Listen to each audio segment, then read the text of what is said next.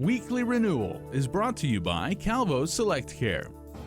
Hi today, I'm Claire Calvo bringing you your weekly renewal. Today I'm here with Desiree Moylan, who is the founder of TUMA and also my synergy partner. Welcome, Des. Hi, Claire. Thank you for having me. Thank you so much for being here. And I know although September is Mental Health Suicide Prevention Month, this is something that's 24/7, 365 days of the year for you. Absolutely. So for those who are not aware of TUMA, can you share a little bit of what exactly TUMA does, how it started? Yes, so TUMA basically is nicknamed after my brother who I lost to suicide back in 2017. TUMA is the acronym for Talk Up Mental Health Awareness. So our small business, aside from selling products that remind people the importance of choosing themselves through the highs and the lows, we also go out into the community, and it's our way of giving back, where we advocate for suicide prevention, and we just basically share our stories of trauma and loss and just how there really is hope and the ability to heal.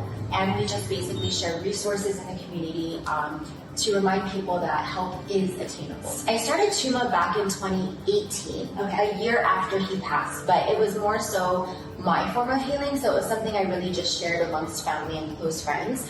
I brought TUMA to light to the public 2 years ago. So 2 years ago, 2021. Yes. And from what I read recently, 2021 was one of the years that Guam peaked. Yes. I think it was Not 16 or 26. but like globally, suicide Right. rate is peak. Well, we were in the middle of the pandemic, and yes. And so it surprises me that even after that, even after going through those years of the pandemic, there's still a stigma about getting help, about mental health. How do you get through to people to let them know that It's nothing to be ashamed of.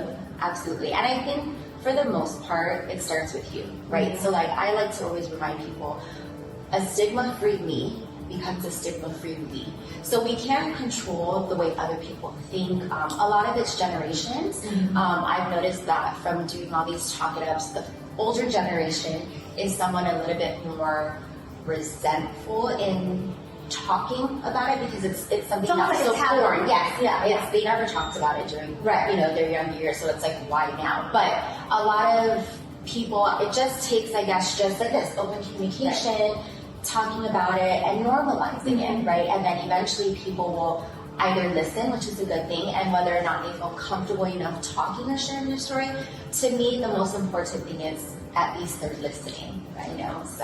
Well, another shocking fact that I read about was that 60% of the suicide incidents in Guam are adolescents and young adults.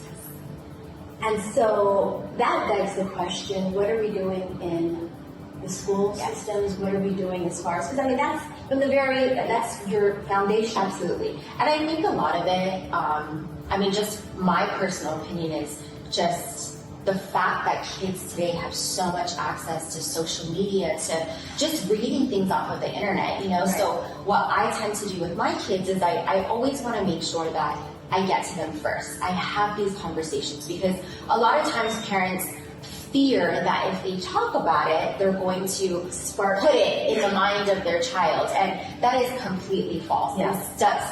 Statistics have proven that is far from true. And what better person to have these hard conversations with other than, more so than parents, right? Yeah. Or at least an adult that person can trust. Yeah. And are there any organizations, is there anything out there where kids can go?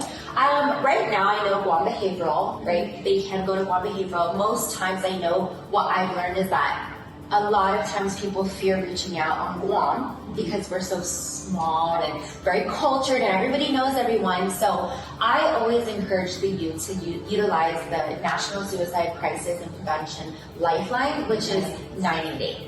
You can call, remain completely anonymous. But also, Guam, are there any places, I know you said behavioral health, but group support? I know TUMA. Yes, so like TUMA, we do host Rays of Hope, which is a once-a-month support group, and that is open to all ages. And so they can find out more information on our site, TUMA Guam. Thank you so much for being here again. Thank you for having me. It's always a pleasure.